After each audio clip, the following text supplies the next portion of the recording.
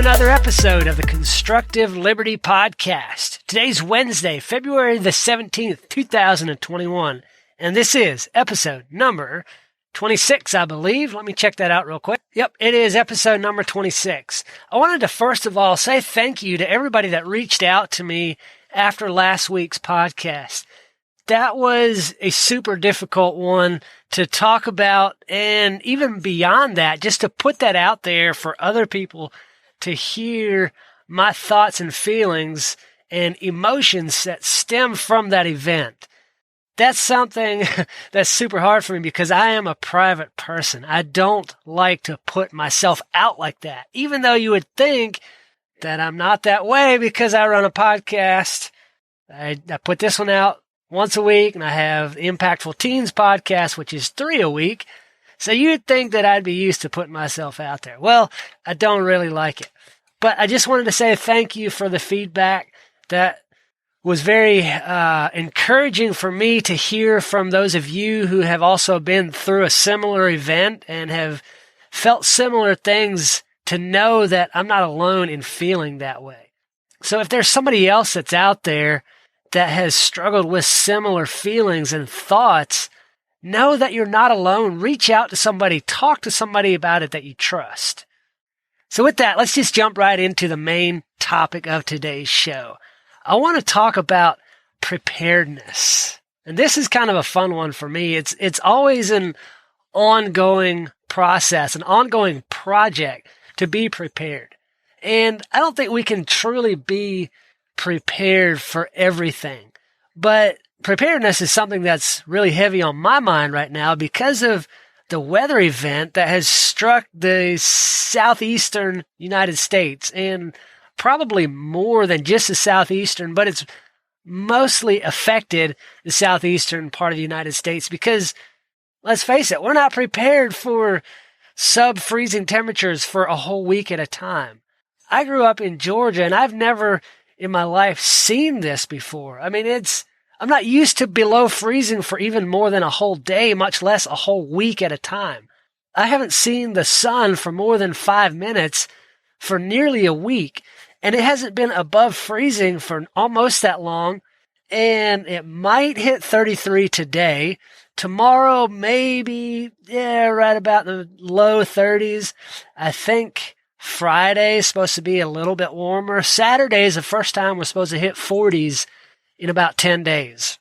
So what are some things that happen as a result of that? Well, if you live in the South, you're not prepared for that kind of a weather event. So it's likely that your pipes and walls aren't as well insulated as they should be. You get ice and rain and snow oftentimes when you get that kind of freezing cold weather. So trees go down, power lines go out, travel is drastically restricted. Now, I know people of you that live in the north, that live out west, where you get a month like this where it doesn't come above zero. You're laughing right now because this is nothing. This would be like spring for you. But to those of us in the South, this is a pretty major event. I haven't been to work this week yet. I've been at home, and I love it. I actually really like it because one thing we talk about in the show, we always say intentionally designing a lifestyle of freedom.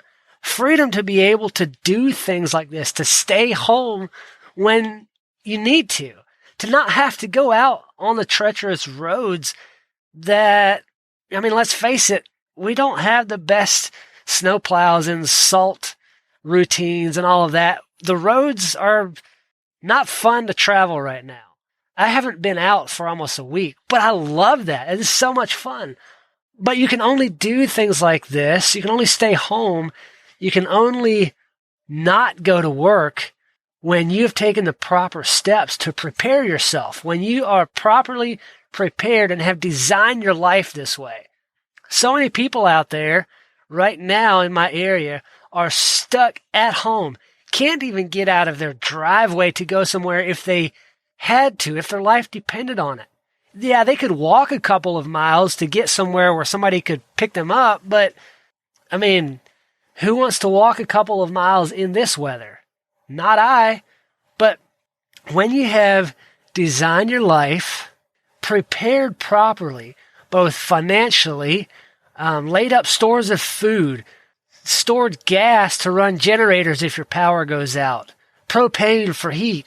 When you've taken the steps to prepare in those ways, you can withstand an event like this. No problem. It's like nothing. You don't even have to sweat it. You can stay home. You can work on your side projects. You can read a book to learn more about the things that you want to know about, to elevate your personal growth.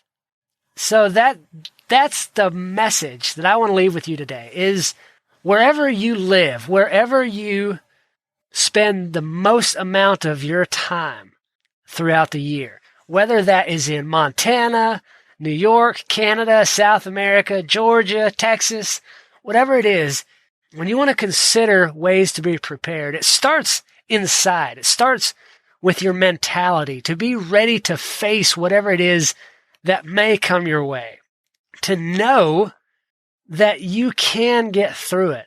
And then it goes to the physical side of it. What are the most likely things that I'll need to be prepared for? If you're in Texas or Florida, that would probably be hurricanes. You need to be prepared for that. Have supplies to where you can board up your house. Have food and a generator for when the power goes out and you can't get to the store. You can't travel. Probably in that situation, the best preparedness will be to have an exit route so that before the storm hits, you know where you can go to be safe. And then be prepared to bug in, as the saying goes. If you are up north, you're likely to have to be prepared to be snowed in or iced in. So you need supplies to be able to, maybe a generator to run your house so you have heat so you don't freeze to death. You need food so you don't starve to death while you're waiting to get dug out for a week at a time. But those are things that you have to consider for your area. What is the most likely event to happen to me personally? And then for my family, and then for the local area, and then for the larger area, and then countrywide. Start from the epicenter of what would affect you and move out from there, preparing for larger and larger events as you become more and more prepared. Now, I'm not an expert in preparedness by any means. I could be a lot more prepared than I am, but I'm working on it. I know what it is that I can withstand. I know what my limits are. Well, I don't really know what my limits are because I'm sure most people's limits are much farther, much higher than what they think they are, because when you're actually in the situation, it brings a new resolve to your mind. For some people, I guess, it strengthens your mind and pushes you farther, makes you stronger once you're actually in the situation. For other people, maybe it breaks you down mentally and you can't take as much as you think you can. I don't know. I guess that varies individual to individual. But prepare for the smallest event that would directly affect you and your family. Then move out to an event that would affect your local area, then your region, and then your country, your nation. In that order. Once you've prepared for those events, anything larger than that, you're likely to not survive or to not want to have survived it, to just put it bluntly. So again, I know there's a lot of you out there who have far more prepping experience than what I have. I'm pretty new at this. I'm still learning, still trying to shore up my prepping game to be prepared for whatever comes our way. So if you've got any tips, got any good resources, I'd love to hear from them. I'd love to hear from you about them. Send them my way, and I'll make sure to put them in the show notes after I receive them. That way people can always come back to this episode, find it on the blog at constructiveliberty.com, episode number 26. And they'll have those resources. So send them to me, Ken at constructiveliberty.com. I want to know more. I'm always looking to learn and grow myself. Another way that we can prepare ourselves for a situation like this is when you're stuck at home. You're in the same house day after day, week after week, and for some of you, month after month. stuck in the house with the same people over and over and over again. And boy, that can just grind your gears, and not in a good way. After a while, spending that much time with the same people can drive relationships that are on the edge, can push them over the cliff, and they can plummet to their death. Relationships are so extremely hard in any situation. But when you add this kind of stress to it, being stuck in a small space, having limited supplies, not being able to go out and go do things, that can be super stressful on a relationship. So I want to invite you. I'm doing an event Wednesday the 24th at 3 p.m.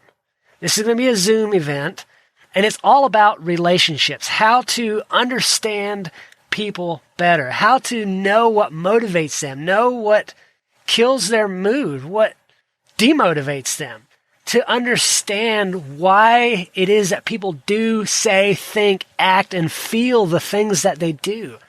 Because each one of us, our different personalities, need different things. We seek different affirmations. We have different love languages. And when you can learn to speak somebody else's language, your relationship can be 10,000 times better. Anyway, I'm going to put a link to that event in the show notes. Go there, sign up for it. I'll see you Wednesday the 24th at 3 p.m. Now go out and do good work.